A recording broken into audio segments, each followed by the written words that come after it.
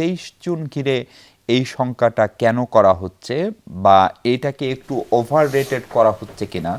দুটো কারণে এই প্রশ্নটা উঠছে। কারণ আওয়ামী লীগের রাজনীতি দৃশ্যমান না, এবং আওয়ামী লীগের রাজনীতি কাগজে কলমে সংসদে আলোচনা করে নিষিদ্ধ। ফলে সেটা আওয়ামী লীগকে এতটা ভয় কেন পাচ্ছেন এখন আপনারা?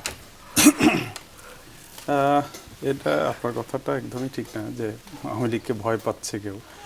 আমি মনে করি সরকারও ভয় পাচ্ছে না, আমরাও ভয় পাচ্ছি না। আওয়ামী লীগের এই মানে এক ধরনের অস্থিরতা তৈরির কথা স্বরাষ্ট্রমন্ত্রী বলছেন।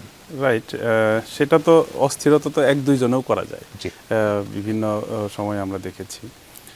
যেমন আপনি দেখেছেন যে ইতিমধ্যে যে কটা মিছিল হয়েছে সেটা হয়তো 1 মিনিট, 1.5 মিনিট বা 2 মিনিটের মিছিল। তো সেই মিছিল দিয়ে তো আসলে খুব কিছু করা যাবে বলে আমি বিশ্বাস করি না। আরেকটা বিষয়ে আমি বলবো, এখানে যারা মিছিল করছেন তারা এই দেশে কিছু টাকা হলেই মিছিল করানো যায়, যাদেরকে দিয়ে একটু 1 মিনিটের একটা ফটো সেশন করে তারা এগুলো করছেন।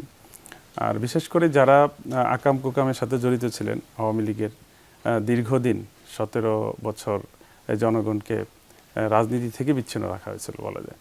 এই দেশকে একটা করদ রাজ্যে পরিণত করার যে চেষ্টা তারা করেছিলেন, সেই নেতৃবৃন্দ ওনারা কিন্তু আসলে কেউ বিদেশে, কেউ দেশে থাকলেও গা ঢাকা দিয়ে আছেন, এবং উল্লেখযোগ্য সংখ্যক আছেন বিদেশ, এবং জেলখানায় আছেন অনেকেই।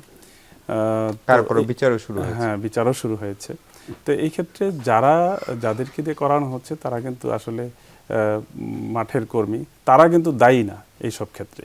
এই যে 17 বছরের অপকর্মগুলো, এই অপকর্মের জন্য দায়ী কিন্তু হচ্ছে যারা চলে গেছে দেশের বাইরে, নেতৃত্বে যারা ছিলেন। কিন্তু এমপি সাহেব, ধরেন এ ধরনের মিছিলকে আমরা আগেও দেখি নাই। ধরেন আপনার দলকেও আমার মনে আছে এ ধরনের চুপি চাপি মিছিল করা, সেই মিছিলের ছবি গণমাধ্যমে পাঠানো। এখন তো তারা গণমাধ্যমে পাঠাতে পারে না নিষিদ্ধ হওয়ার কারণে, ফলে ফেসবুক বা সামাজিক যোগাযোগ মাধ্যমে ভরসা। ফলে এগুলোকে যতটা ইগনোর করছেন ততটা ইগনোর করার সুযোগ আছে কিনা? না, ইগনোর ওইভাবে তো ইগনোর করার সুযোগ অবশ্য আমি যদি বলি তাহলে যে সরকার অবশ্য সতর্ক অবস্থানে আছে মানে এইসব ক্ষেত্রে।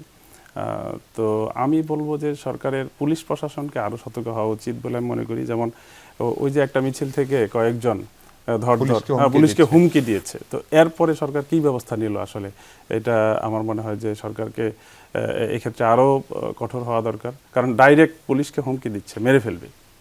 তো এরপরে তো আসলে প্রশাসন কোনো ব্যবস্থা নিয়েছে কিনা আমরা জানি না আসলে।